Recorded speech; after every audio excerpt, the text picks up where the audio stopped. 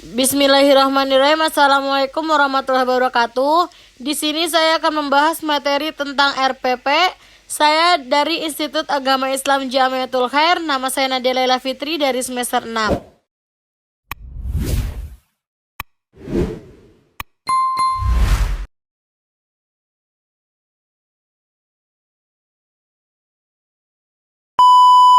Merancang Rencana Pelaksanaan Pendidikan atau RPP.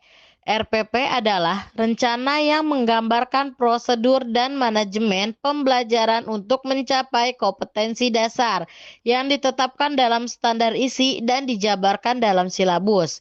RPP merupakan komponen penting dari kurikulum tingkat satuan pendidikan atau KTSP yang pengembangannya harus dilakukan secara profesional. Guru diberikan kebebasan untuk mengubah, memodifikasi, dan menyesuaikan silabus sesuai dengan kondisi sekolah, daerah, dan karakteristik peserta didik. Dalam KTSP, guru memiliki kewenangan untuk mengembangkan kurikulum sesuai dengan karakteristik dan kondisi sekolah, serta kemampuan guru sendiri untuk menjabarkannya menjadi RPP yang siap dijadikan pedoman pembentukan kompetensi peserta didik. Selanjutnya, hakikat dan fungsi RPP. RPP memiliki dua fungsi utama. Yang pertama ada fungsi perencanaan dan fungsi pelaksanaan. Fungsi perencanaan mendorong guru untuk lebih siap melakukan kegiatan pembelajaran dengan perencanaan yang matang. Fungsi pelaksanaan membantu mengefektifkan proses pembelajaran sesuai dengan yang direncanakan. Ada 3 contoh. Yang pertama ada identifikasi kebutuhan, yaitu melibatkan peserta didik dalam menyatakan kebutuhan belajar dan mengenali sumber belajar. Yang kedua ada identifikasi kompetensi, yaitu merumuskan kompetensi yang ingin dimiliki peserta didik sebagai komponen utama pembelajaran. Dan yang ketiga itu ada penyusunan program, merancang program pembelajaran yang akan bermuara pada RPP sebagai produk jangka pendek. Manfaat dan prinsip pengembangan RPP. RPP memberikan berbagai manfaat, termasuk sebagai petunjuk arah kegiatan, pola dasar pengaturan tugas, pedoman kerja, alat ukur efektivitas, bahan penyusunan data, dan sarana penghematan waktu, tenaga, alat, dan biaya.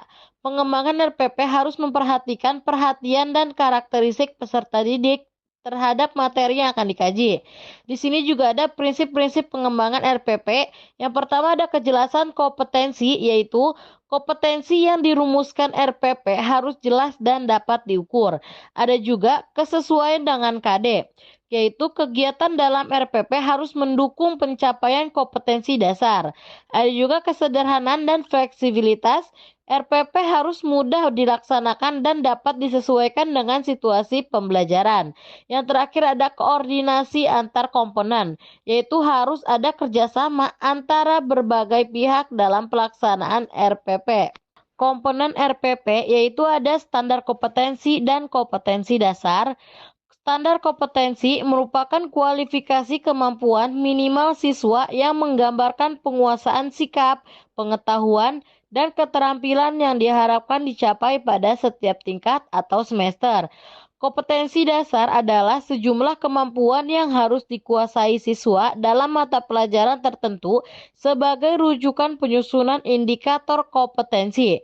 Dalam mengkaji standar kompetensi dan kompetensi dasar, perlu memperhatikan urutan berdasarkan hierarki konsep disiplin ilmu, keterkaitan antar standar kompetensi dan kompetensi dasar dalam mata pelajaran, serta ketertarikan standar kompetensi dan kompetensi dasar antar mata pelajaran.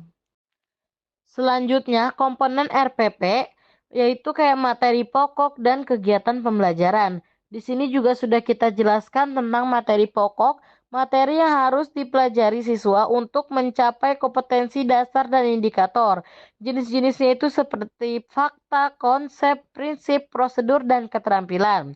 Ada juga kegiatan pembelajaran dirancang untuk memberikan pengalaman belajar yang melibatkan proses mental dan interaksi antar peserta didik, interaksi dengan guru, interaksi dengan lingkungan, penggunaan sumber belajar, pendekatan bervariasi, dan berpusat pada peserta didik. Selanjutnya komponen RPP seperti penilaian dan alokasi waktu. Nah, di sini kita jelaskan penilaian pencapaian kompetensi dasar peserta didik dilakukan berdasarkan indikator. Penilaian dapat menggunakan tes dan non-tes dalam bentuk tertulis maupun lisan.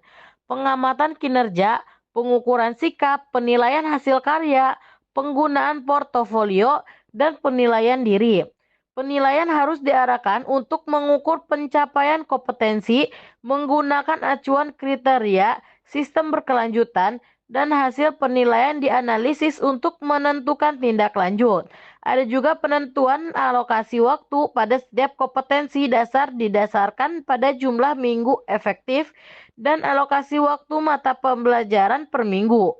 Pertimbangan juga diberikan pada jumlah kompetensi dasar, keluasan, kedalaman, tingkat kesulitan, dan tingkat kepentingan kompetensi dasar. Di sini juga ada contoh tabelnya ya, seperti kayak jelas penilaian, bentuk, tujuan, dan lain-lain. Kita lanjut lagi ke langkah-langkah penyusunan RPP. Nah, di sini ada beberapa langkah ya semuanya, teman-teman. Yang pertama itu ada persiapan. Nah, persiapan ini seperti mengambil unit pembelajaran dari silabus dan menentukan kompetensi dasar.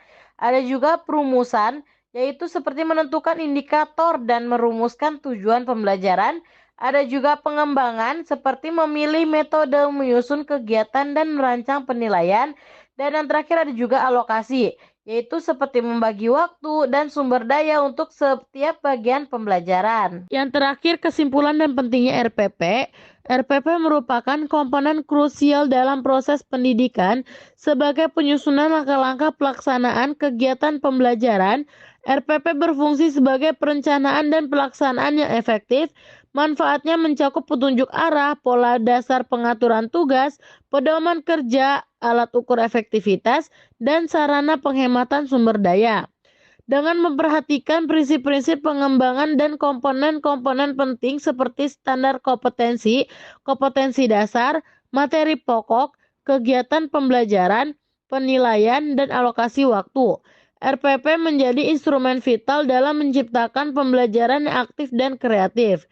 Kesadaran akan pentingnya RPP dan kemampuan untuk merancangnya dengan baik merupakan kunci keberhasilan guru dalam mengelola proses pembelajaran efektif dan bermakna bagi peserta didik.